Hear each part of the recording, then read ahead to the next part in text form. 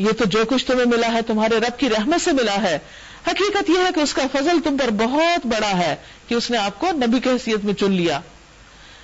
کہہ دو کہ اگر انسان اور جن سب کے سب مل کر اس قرآن جیسی کوئی چیز لانے کی کوشش کریں تو نہ لا سکیں گے, چاہے وہ سب ایک دوسرے کے مددگار ہی کیوں نہ ہو. یہ چیلنج پیچھے بھی کئی بار گزر چکا ہے اور ابھی تک کوئی اس کا جواب نہیں دے سکا.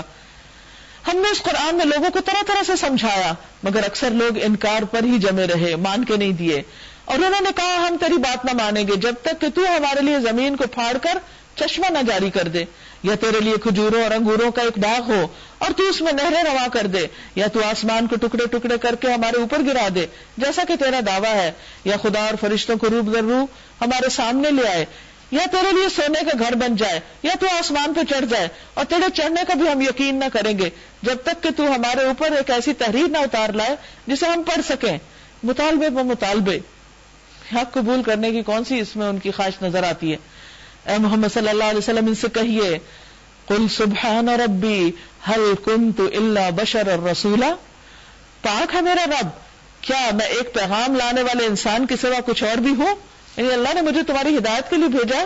اس طرح کے معجزات اور وقت دکھانے کے لیے نہیں. یہ دین کوئی تفریح کا نام نہیں ہے کہ تمہیں انٹرٹین کیا جائے, کبھی کوئی کرتب دکھایا جائے, کبھی کوئی چیز جو تم اپنے تئیں سمجھتے ہو کہ یہ بڑی انٹرسٹنگ ہوگی چیز اگر ایسی نظر آ جائے, حالانکہ اس کی کوئی وجہ سمجھ نہیں آتی کہ تم ایسے مطالبے کر کیوں رہے. لوگوں کے سامنے جب کبھی ہدایت آئی تو اس پر ایمان لانے سے ان کو کسی چیز نے نہیں روکا مگر ان کے اسی قول نے کیا اللہ نے بشر کا پیغمبر بنا کے بھیج دیا, یعنی ایک انسان کا پیغمبر ہونا ان سے ہضم نہیں ہو رہا تھا.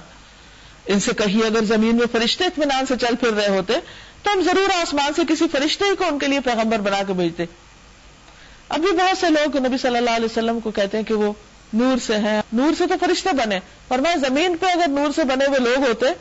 تو پھر پیغمبر بھی اسی طرح ہوتے. لیکن اب چونکہ پیغمبر انسان کی طرح بھیجے گئے ہیں تو اس لیے ان کا جسم بھی انسانوں جیسا ہے. ہاں ان کی اپنی ایک فضیلت ہے اور اللہ کی رحمتیں ہیں ان پر.